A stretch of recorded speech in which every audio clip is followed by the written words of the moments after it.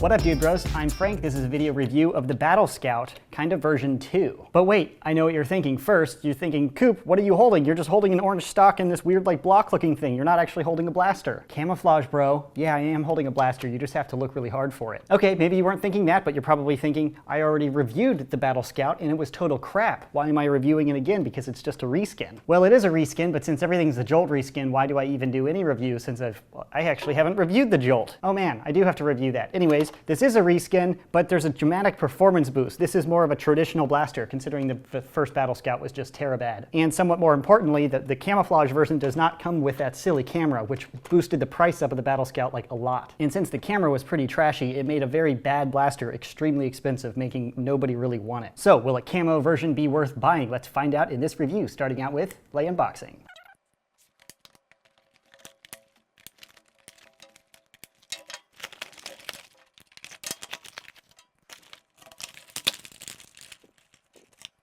Included is a clip, the instructions, a stock, and if you look really hard, a blaster that's camouflaged and some camo darts. Don't let the camo fool you, it's really there, I promise. Overview of the blaster. Now, the usage and all of that is just like the original Battlescout. Up front, you have an in-strike attachment nozzle, so you can put on barrels, suppressors, whatever. Moving back a little bit is the priming handle. This is a spring-action blaster. That's how you prime the blaster. In between a vertical grip and, like a parallel shotgun style grip is the angled grip. Comfortable, easy to hold. The prime weight of this blaster is normal to low, so the ergonomics of that aren't really vital. Moving up to the clip and the clip port. Yes, this is a clip and not a magazine. There is a difference. Clip is not always wrong. I say this a lot. And even though I'm saying this, there are still going to be comments saying, it's never a clip. You're supposed to say magazine. And that's incorrect. But it is a detachable clip. This is identical to the first Battlescout's clip, so they're interchangeable. If you already have one, you can have extra clips for this or the other way. And the clip holds 10 darts. After that's loaded up, you can kind of just stick it in like that. There's nothing to stop you from pushing it in too far though, so you have to manually line it up on the first dart. There are also little arrows burned into the clip so you know which way to load it up that correspond with the little arrow on the side of the blaster there.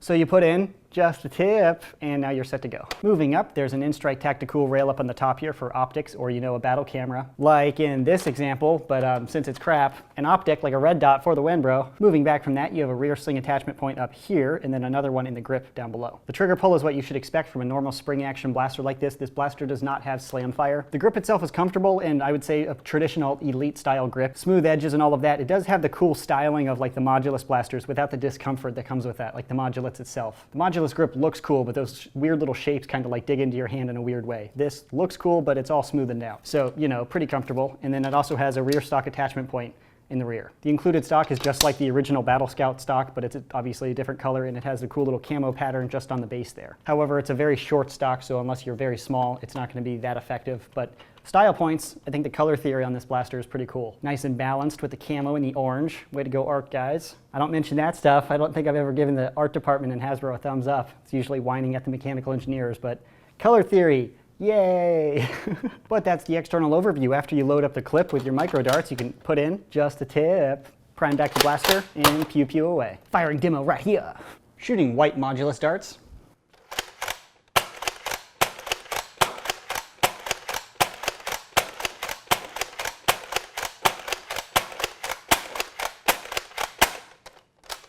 A little faster now.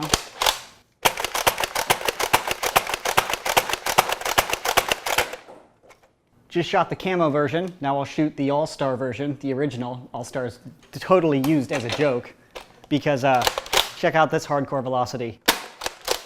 Oh yeah. Oh man, 2 meters. That's so close to 9,000.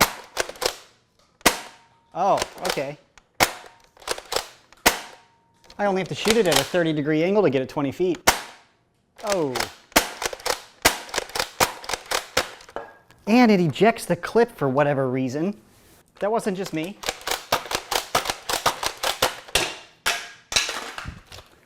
I'm not crazy. Well, I mean, I am, but not because of this.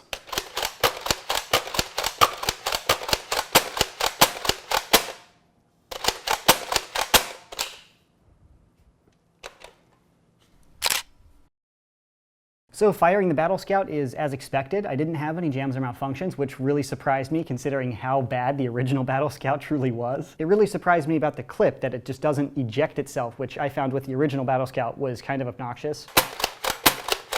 I mean, if you abruptly jerk it, you can probably fling the clip out, but I'm sure you could teach yourself to do that like tactically, which would be cool. But that surprises me because the engineering here with these little like notches that dig into the end of the clip here are pretty much the same in this blaster and the original. So I haven't opened either of these blasters to figure out why this one works and the original does not, but this one works, so that's cool. I put the new Battlescout up on my chronograph and I got an average of 64 feet per second with Nerf Elite darts. And that's just a hair under the 70 FPS par, but that's substantially faster than the original Battlescout. When I originally chronographed the first Battlescout, I got an average of 43 feet per second, but I threw it back up on the chrono right after this firing test demo and I got an average of 29 feet per second, so it got even weaker. And of course I don't store any of my blasters primed. So it was really bad out of the box and it got even worse, you know, months later.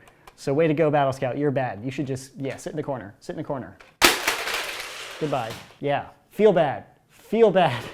So overall performance was actually about par for the Nerf Elite blasters. It works as it should. So overall conclusion on the Battlescout Battlecamo version, I would have to say this is a completely different blaster because of how differently they perform, the price point and the lack of camera. So my conclusion is actually a lot different. I didn't have any jams or malfunctions. It fires, you know, a little slow, but not slow enough to really whine. Close enough to that 70 FPS par out of unmodified blasters. So it does pretty much what it's supposed to do. But to my personal opinion, I don't really like the clip system that they're implementing on this blaster. I very much dislike having to focus on like lining up that first barrel, because if you're in a rush, you might put it in a little bit too far and not just the tip, and then you're gonna waste a few darts. Because when you start firing and you're on the third or fourth dart, you know, you're only getting half your clip, and 10 rounds is a very low capacity blaster for something with a detachable loading system like this clip system compared to, you know, magazine fed blasters. But if you bought the first Battlescout, they are the same clips and you're obviously not using the initial Battlescout. So take its clip and, you know, you can have two. And what I mean with not wanting to pay attention to this, if you get a normal Nerf blaster with a magazine, you put in the tip and then you just hammer it home, send it all the way in, and you don't have to pay attention to exactly how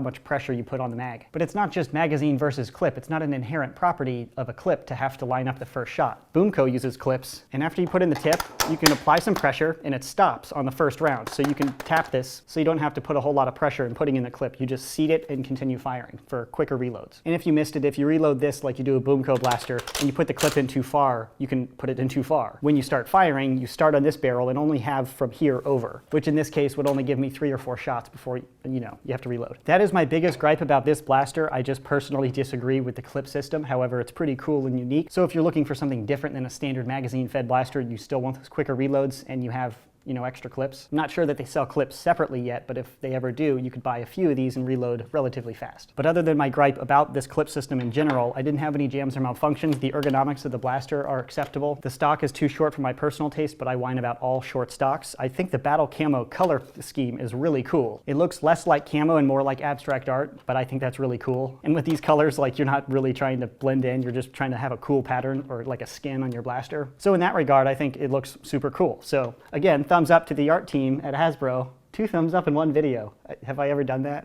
So overall, when you insult the Battlescout, now you have to say Battlescout version 1, you know, the non-camo version. That one that's still in the corner, yeah, stay there. Think about what you've done. You're bad. Bad.